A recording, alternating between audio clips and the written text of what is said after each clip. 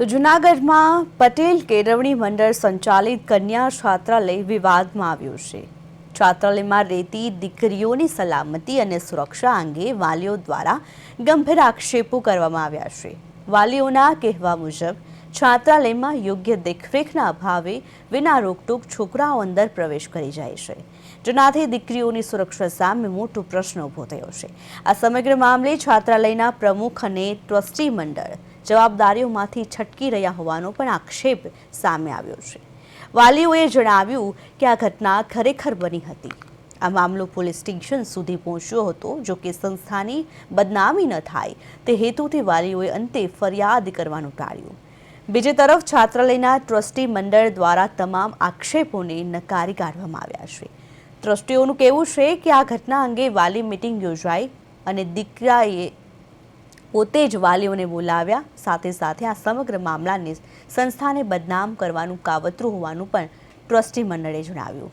હાલ આ મામલે શહેરભરમાં ચર્ચાએ જોર પકડ્યું છે અને દીકરીઓની સુરક્ષા માટે યોગ્ય પગલાં લેવામાં આવે તેવી પણ માંગ ઉઠી છે।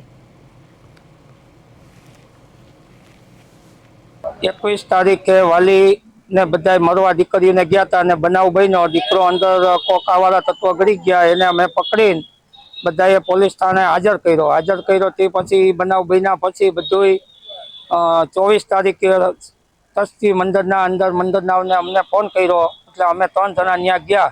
સમીરભાઈ ભાલોડિયા, પ્રવીણભાઈ લાડાણી અને ચંદ્રેશભાઈ જારસાનિયા અમને બોલાવી ન બોલવાના ગેરશબ્દ બોલીને અમને દાબ ધમકી આપવાનું અને મારવાની કોશિશ એ લોકોએ પણ કરી હતી। પણ અમે એને કીધું કે સાહેબ, અમે તમને વ્યવસ્થિત જવાબ આપીએ છીએ, તમે અમને વ્યવસ્થિત સમજાવવા બોલાવ્યા તો અમારી હારે કાયદેસર રીતે વાત કરો, અમે સમજવા તૈયાર છીએ। તો કે આ સંસ્થા તમારી નથી, આ સંસ્થા અમારા ટ્રસ્ટીઓની છે। તો હવે આનો નિર્ણય લેવાનો, એટલે અમે ઉપવાસ ઉપર આંદોલન ઉપર ઉતર્યા છીએ। તો દીકરીઓની સેફટી શું આમાં?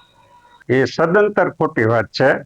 છોકરો અંદર ઘૂસ્યો એટલે ક્યાંય ગયો નથી, ગ્રાઉન્ડમાં આવેલો। જે તે દિવસે દીકરીએ બોલાવેલો જે તે છોકરાને, એનો બોયફ્રેન્ડ કે કોઈ હશે તો ત્યાં તો વાલીને મળવા આવવાનું હતું, બધે આવતા હોય। એટલે જનરલી વાલીને મળવાનું આવે એટલે એને કાર્ડ બતાવવાનું હોય। તો અમારો વોચમેન ને બધું કઈ રાખ્યું ધ્યાન હોય, એટલે ગેટની અંદર આવે એટલે સીધા ઓફિસના દરવાજા તરફ જાય, એનું કાર્ડ બતાવે પછી કે દીકરીને બોલાવી દઈએ અમે।